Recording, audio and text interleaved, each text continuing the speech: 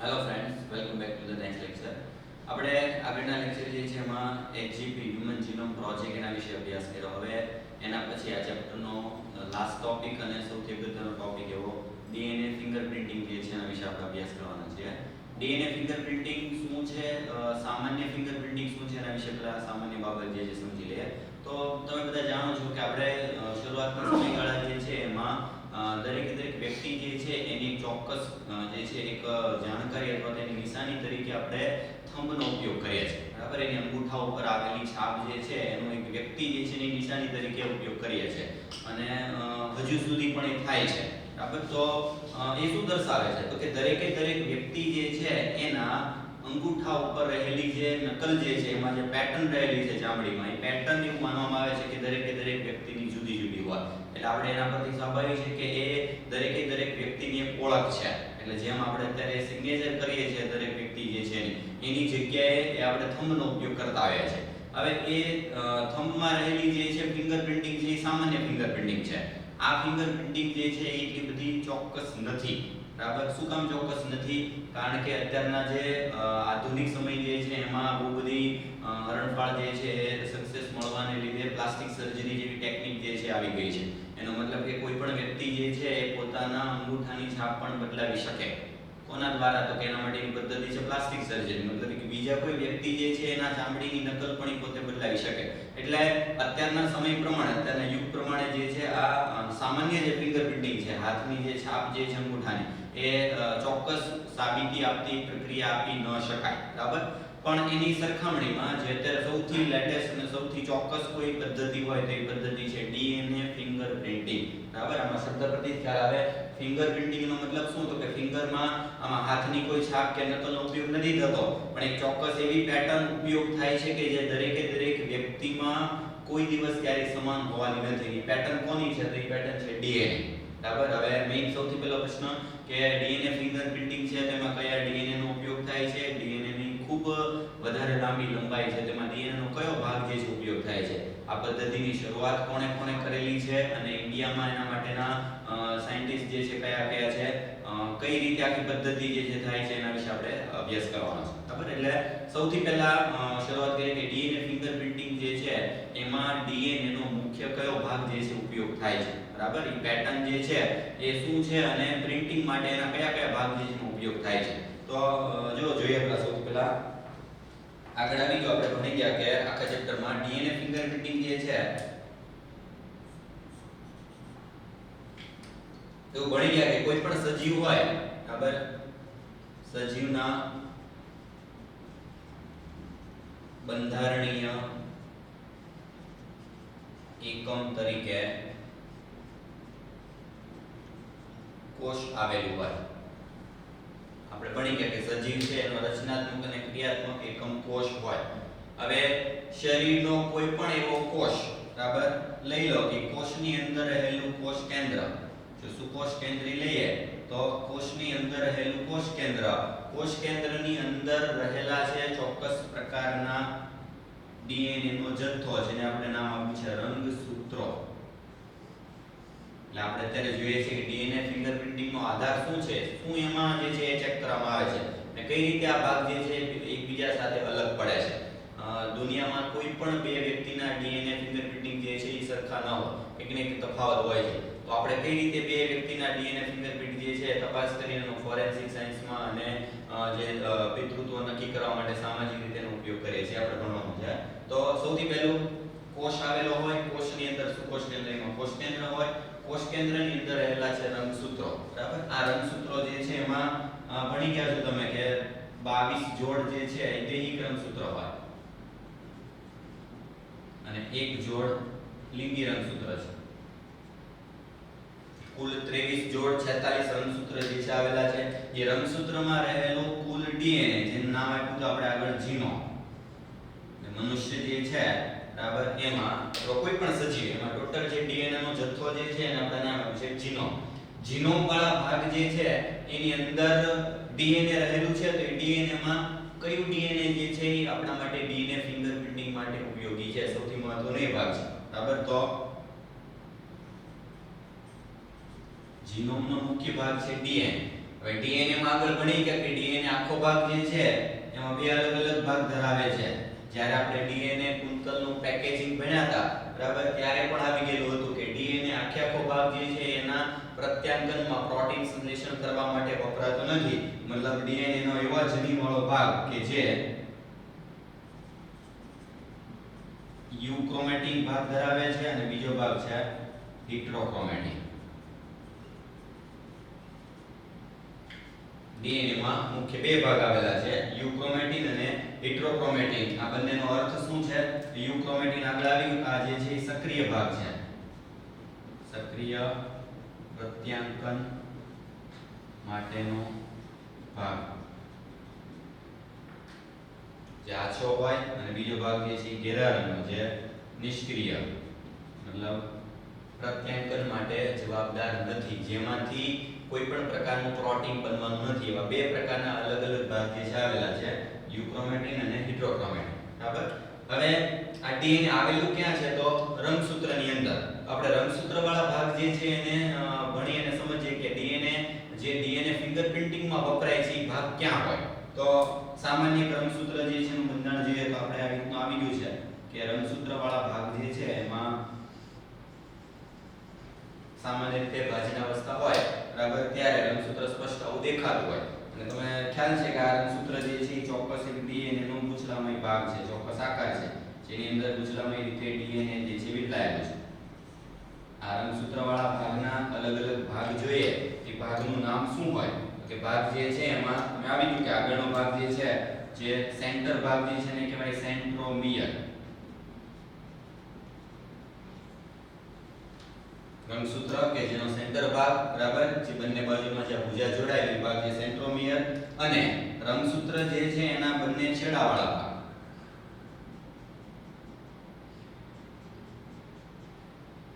ઉપરની બાજુ ભુજા અને નીચેની બાજુ બંને બાજુના ભુજાવાળા ભાગ જે છે એમાં ભાગ જે આર્ક દર્શાવ્યો છે એ ભાગને કહેવાય ટીલોમિયર. આ પણ થશે ટીલોમિયર. આના પરથી આપણે પ્રકાર પણ આપેલો છે કે ટીલોસેન્ટ્રિક પ્રકારના રંગસૂત્ર હોય બરાબર ને, એના ઉપરના ભાગમાં ચોક્કસ એક જે છે વિરચિત રચના આવેલી હોય, જેને સેટેલાઇટ એવું પણ નામ આપેલું છે.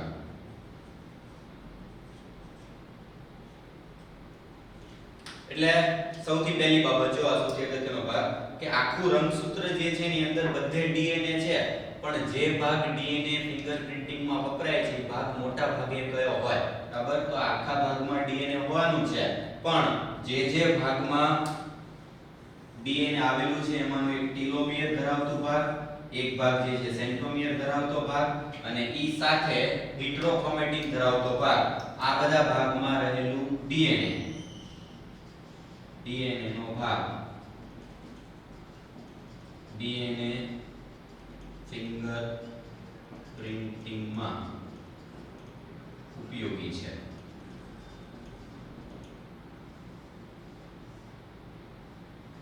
એટલે આના પરથી પહેલો ક્વેશ્ચન કે ડીએનએ ફિંગર પ્રિન્ટિંગ માટે રંગસૂત્રના ડીએનએ નો કયો ભાગ વપરાય?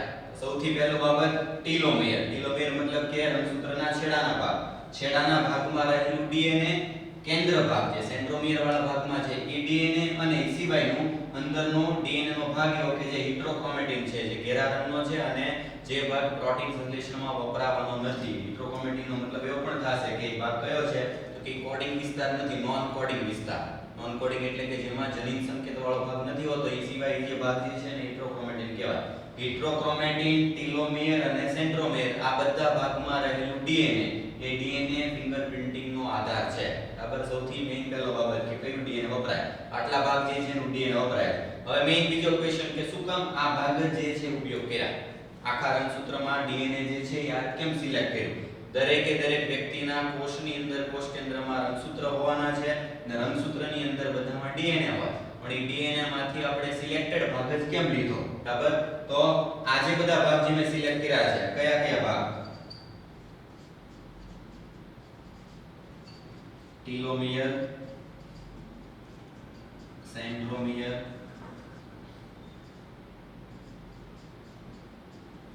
હિટ્રોક્રોમેટિન અને સાથે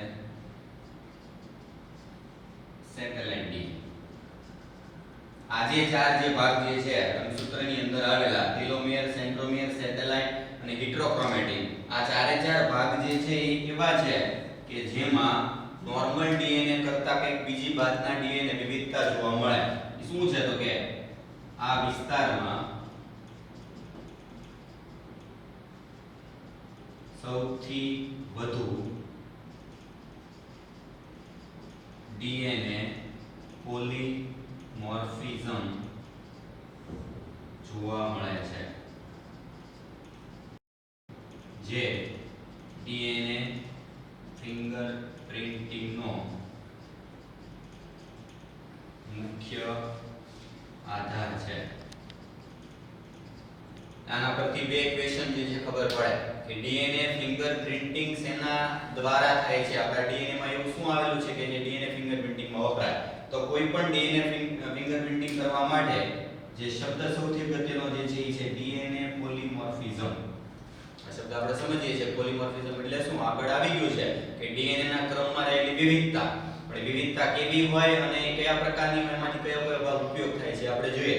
એટલે સૌથી પહેલું કે આ ચાર ભાગ જ કેમ સૌથી વધારે વપરાય છે? તો આ બધા ડીએનએ આવેલા છે ડીએનએ વાળા ભાગમાં AGTC એવા ક્રમ આવેલા છે, પણ એ ક્રમ પૈકીના ટોટલ ચાર ભાગ ટેલોમિયર, સેન્ટ્રોમિયર, હિટ્રોક્રોમેટિન વિસ્તાર અને સેટેલાઇટ ડીએનએ, આ બધા ભાગ જે છે એમાં સૌથી વધારે ડીએનએ ના ક્રમમાં વિવિધતા જોવા મળે. ને ડીએનએ ના ક્રમમાં વિવિધતા હોવાના બાબતને કહેવાય ડીએનએ પોલીમોર્ફિઝમ. એટલે સૌથી પહેલો ક્વેશ્ચન ડીએનએ ફિંગરપ્રિન્ટિંગ શેના પર આધારિત છે? એના માટે જવાબ આવશે ડીએનએ પોલીમોર્ફિઝમ. હવે ડીએનએ પોલીમોર્ફિઝમ શું છે અને એમાં કઈ રીતે વિવિધતા જોવા મળે તે છે જો.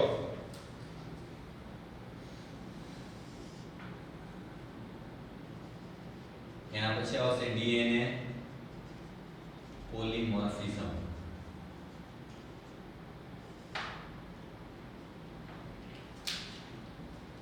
નામ પરથી જે છે અર્થ પહેલા સમજી લે.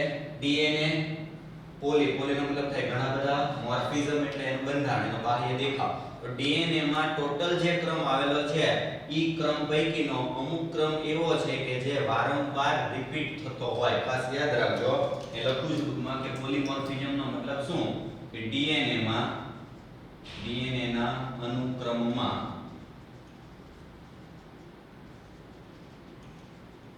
વારંવાર રિપીટ થતો ક્રમ કે જે દરેક ડીએનએ માં 100 થી 1000 વખત રિપીટ થતો હોઈ શકે. આગળના લેક્ચરમાં પણ કીધું આખો ડીએનએ નો ક્રમ જે છે ડેટાબેઝ આપણે લઈએ છે, એમાંનો અમુક ડેટાબેઝ જે છે એ ભાગ એવો છે કે જે ડીએનએ માં ક્રમ એકનો એક ક્રમ વારંવાર રિપીટ થાય છે. આ વારંવાર રિપીટ થતા ભાગ જે છે એને શું કહેવાય? એના માટેનો શબ્દ આપણે કીધો તો આ ડીએનએ માં જે અનુક્રમ સળંગ રીતે વારંવાર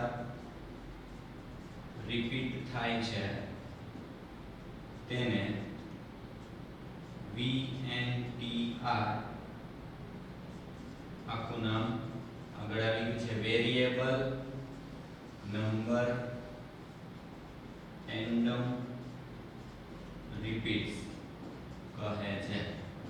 બીજો અગત્યનો પોઈન્ટ કે ડીએનએ માં જે ક્રમ વારંવાર રિપીટ થતો હોય એ રિપીટ થતા ભાગનું નામ શું છે? તે નામ છે VNTR. ફૂલ ફોર્મ યાદ રાખવાનું છે variable number tandem repeat. Variable એટલે જુદા જુદા, વિવિધતા, નંબર એટલે ક્રમ, ટેન્ડમ એટલે સળંગ. ક્રમ આવે છે રિપીટ થાય છે પણ પાછો સળંગ ક્રમ રિપીટ થાય છે. એવા રિપીટ થતા વારંવાર ઉપયોગમાં લેવાતા ક્રમ જે છે એને VNTR નંબર કહે છે. ઉદાહરણ તરીકે સમજવા માટે ખાલી ઉદાહરણ દઉં છું. જો દાખલા તરીકે ડીએનએ ની એક શૃંખલાનો ક્રમ. ઉદાહરણ તરીકે ખાલી સમજવા માટે કોઈ એક બાજુની શૃંખલાનો ક્રમ જે છે આવો ક્રમ આવતો હોય G A T C T A A T C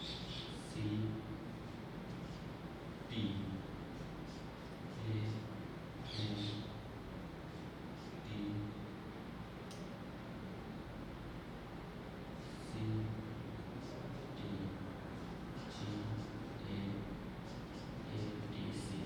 ઉદાહરણ તરીકે આ એક મેં ક્રમ લીધેલો છે આ ક્રમ જે છે એમાં તમે ધ્યાનપૂર્વક જોશો તો ખ્યાલ આવશે કે આખા ક્રમવાળા ભાગ જે છે એમાં એક અમુક ક્રમ વારંવાર એકનો એક રિપીટ થાય છે જેમ કે A T C T આ એક ક્રમ લઈ લઈએ 5 આંકડાનો એવો ક્રમ કે જે A T T C T ફરીથી પાછું A જે છે લઈ લઈએ A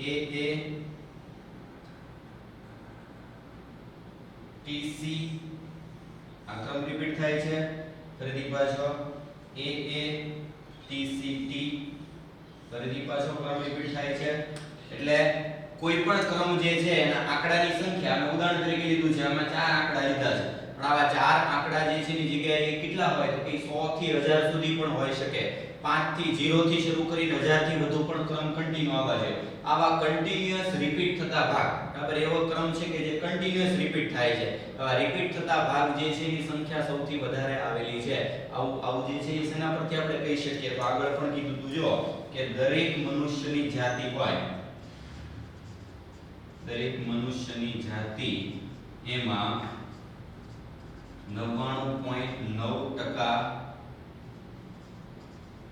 ન્યુક્લિયોટાઇડ ક્રમ સમાન છે આ એનો આધાર આગળ પણ કીધું હતું કોઈ પણ વ્યક્તિનું ડીએનએ સમાન નથી સૌથી પહેલી બાબત દુનિયામાં એવા કોઈ પણ બે વ્યક્તિ નથી જેનું ડીએનએ સરખું હોય પણ એ બધાના ડીએનએ માં 99.9% જે છે ન્યુક્લિયોટાઇડ એટલે કે આવા બેઝ ક્રમ સમાન જ છે તો ખાલી તફાવત શું છે તો કે તફાવત આના પરથી ખબર પડે કે માત્ર 0.1% ન્યુક્લિયોટાઇડ ક્રમ જુદા હોય છે અને આ જે 0.1% ક્રમ જે જુદા પડે છે એ 0.1% વાળા જુદા પડતા ક્રમ જે છે એના આધારે સજીવોમાં વિવિધતા છે મતલબ કોઈ પણ સજીવ જે છે મનુષ્ય જાતિ લે તો માનવમાં જે તફાવત જોવા મળે છે તફાવત માત્ર ને માત્ર 0.1% નો છે પણ તમે આના ટોટલ ન્યુક્લિયોટાઇડ ક્રમ લેશો તો તમને ખ્યાલ આવશે કે 0.1% પણ બહુ વધારે બાબત કહેવાય કઈ રીતે જો કુલ ડીએનએ ના કુલ ન્યુક્લિયોટાઇડ છે આગળ આવી ગયું કે એકકીય ડીએનએ હોય એના કુલ ન્યુક્લિયોટાઇડ છે 3 × 10⁹ બેઝ પેર આવી ગયું છે 3 બિલિયન જેટલા ડીએનએ ના ક્રમ છે હવે માત્ર તમે એના 0.1% કરો 3 × 10⁹ બેઝ પેર જે છે એના ખાલી 0.1% કરો તો પણ તમને 3 × 10⁶ બેઝ જે આવશે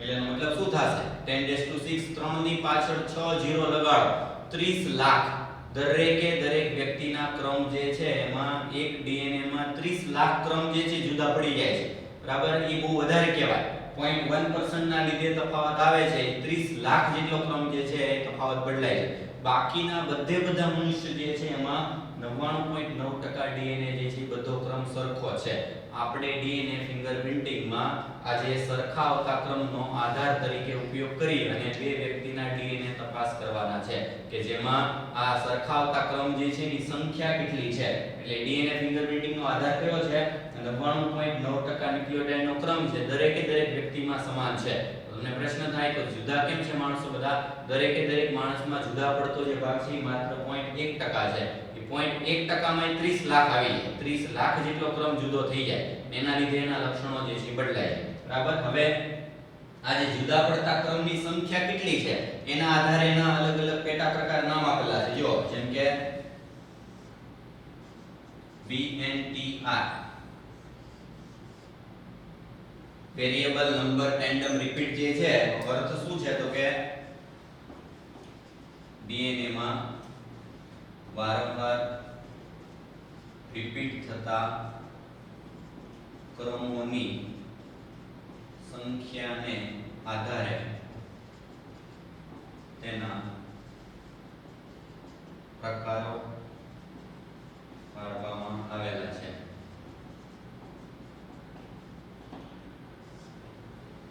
ક્રમ રિપીટ થાય છે પણ એ રિપીટ થતા ક્રમની સંખ્યા કેટલી છે? સંખ્યા જે રિપીટ થાય છે એનું નામ છે સેટેલાઇટ. આ સેટેલાઇટ વાળા ભાગને ત્રણ અલગ અલગ ભાગમાં વિભાજિત કર્યા છે. આગળના લેક્ચરમાં ભણાવી ગયું. VNTR એટલે વારંવાર જે રિપીટ થતો ક્રમ, પણ એ રિપીટ થતો ક્રમ કેટલો છે એના આધારે એના ત્રણ પ્રકાર, જેમ કે માઇક્રો સેટેલાઇટ,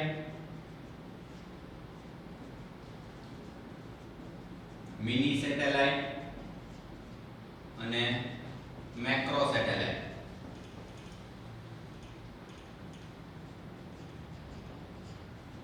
એટલે કે રિપીટ થતા ક્રમ જે છે એની સંખ્યા કેટલી છે? આમાં 0 થી 10 બેઝ પેર,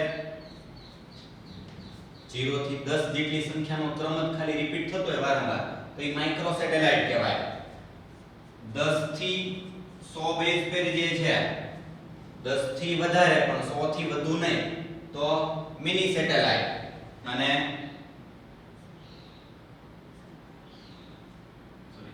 10 થી 1000 ગ્રેટર ધેન 1000 તો એ થશે મેક્રો સેટેલાઇટ.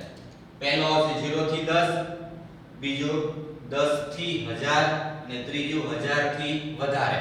આ બધામાં જે સૌથી વધારે આપણે ઉપયોગ કરીએ છીએ એવા ક્રમવાળો ભાગ જે છે એ છે માઇક્રો સેટેલાઇટ. આ માઇક્રો સેટેલાઇટ જે છે એ વારંવાર રિપીટ થતો એવો ક્રમ છે કે જે દરેકે દરેક વ્યક્તિ જે છે એમાં સમાન હોય, પણ એ રિપીટ થતા સેટેલાઇટની સંખ્યા જે છે એ ડીએનએ ફિંગરપ્રિન્ટિંગનો મુખ્ય આધાર છે. મતલબ કે કોઈ વ્યક્તિ જે છે બરાબર એમાં માઇક્રો સેટેલાઇટ આવેલા જ હશે સરખા. આખા વિશ્વના દરેકે દરેક વ્યક્તિમાં માઇક્રો સેટેલાઇટ હશે, મિની સેટેલાઇટ હશે અને મેક્રો સેટેલાઇટ પણ હશે. પણ તફાવત શું છે? તો કોઈ એક વ્યક્તિમાં માઇક્રો સેટેલાઇટ જે છે એની સંખ્યા પાંચમા રંગસૂત્રમાં 10 છે, તો એની જ સંખ્યા બીજી વ્યક્તિમાં 10 ને બદલે 15 હોઈ શકે. જો ક્રમ સરખો છે બધામાં, પણ એ ક્રમની સંખ્યા જે છે કેટલી છે આપણા ડીએનએ ફિંગરપ્રિન્ટિંગનો મુખ્ય આધાર છે. એટલે આના પરથી દર્શાવું છું,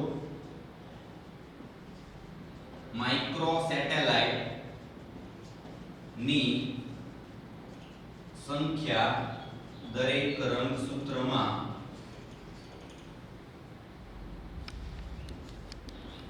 વ્યક્તિ દીઠ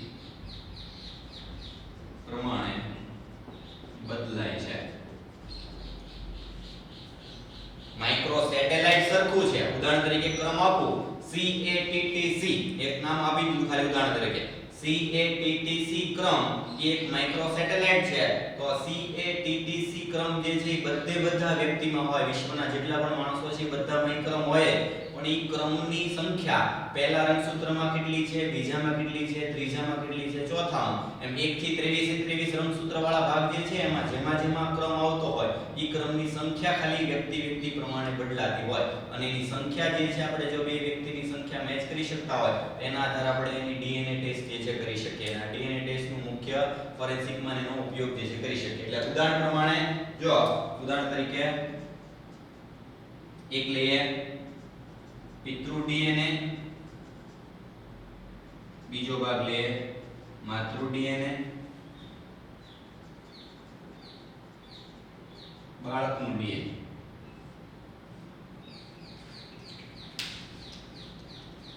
પિતૃ ડીએનએ નો મતલબ કે પિતૃનું જે રંગસૂત્ર જે છે એમાં એક ચોક્કસ ટુકડો આપણે ઉપયોગ કર્યો છે.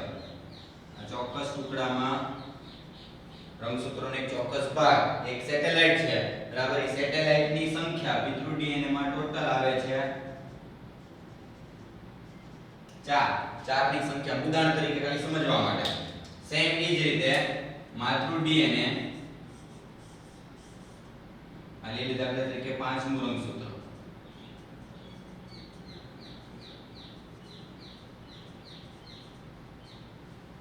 માતૃ જે છે ડીએનએ એમાંથી લઈ લીધો કોઈ પણ જે છે ટુકડો, એમાં VNTR ની સંખ્યા છે 3 પિતૃ જે છે એમાં 4 ની સંખ્યામાં છે, માતૃ જે છે એમાં 3 ની સંખ્યામાં છે.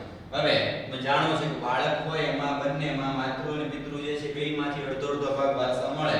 તો બાળક જે છે જે નિર્માણ થાય છે એ બાળકના રંગસૂત્ર બંધારણ જે છે આ રીતનું હશે. એક ભાગ પિતા તરફથી વારસા મળેલો હોય, બીજો ભાગ જે છે એ માતૃ તરફથી વારસા મળેલો હોય. તો એ બંનેમાંથી કોઈ પણ એક ભાગ જે છે લઈએ તો એનું VNTR નંબર જે છે એના માતૃ કે પિતૃ સાથે મેચ થવો જોઈએ. અને સાથે બ્લુ કલરનો ભાગ જે છે લઈએ તો એમાં થશે 4. શું દર્શાવે છે? જો VNTR નંબરની સંખ્યા પિતૃ રંગસૂત્ર જે DNA છે એમાં 4 ની સંખ્યામાં વા માઇક્રો સેટેલાઇટ હતા. કયા સેટેલાઇટ છે એ બધા સમાન જ હશે બધામાં. માતૃ રંગસૂત્ર એમાંથી જે રંગસૂત્ર લીધો એનો ટુકડો લઈએ તો એમાં VNTR ની સંખ્યાથી 3. આ 3 છે આમાં 4 છે. ખાલી ઉદાહરણ તરીકે છે. બાળક હોય તો એ બાળક એનું જ બાળક હશે તો સ્વાભાવિક છે કે એમાં બંને આ જ રંગસૂત્ર વારસા મળેલા હોય. અને બંને જો રંગસૂત્ર એમાંથી વારસા મળેલા હોય તો એની VNTR નંબરની સંખ્યા મેચ થવી જોઈએ. આમાં ટોટલ 4 સંખ્યા છે, આમાં 3 છે. તો એમાંથી નિર્માણ થતા બાળક જે છે એનું રંગસૂત્રમાં ફરજિયાત માતૃવાળા ભાગમાં 3 હોય, પિતૃવાળા ભાગમાં 4 VNTR નંબર હોય. આના પરથી નક્કી થાય કે દરેક જે બાળક જે છે એના માતા પિતા ફરજિયાત આ જ છે. જો એના માતા પિતા ન હોય તો એનું આ VNTR નંબર સેટ થાય નહીં. બરાબર? એના પરથી જે છે આપણે આ બેઝ છે આના આધારે આપણે કહી શકીએ કે આ DNA ટેસ્ટ એની નેગેટિવ આવે છે. મતલબ કે દરેક વ્યક્તિ જે છે બરાબર એના DNA ના બંધારણમાં આવેલા આવા VNTR નંબરની સંખ્યા એના આધારે આપણે એનો પુરાવો લઈ શકીએ. બરાબર? હવે આની આગળ જે છે ના લેક્ચરમાં આપણે DNA ફિંગરપ્રિન્ટિંગ કઈ રીતે થાય છે એની આખી પ્રોસેસ, એના ઉપયોગો અને એની સાથે સંકળાયેલા કેટલાક શબ્દો જે છે એના વિશે ચર્ચા કરીશું.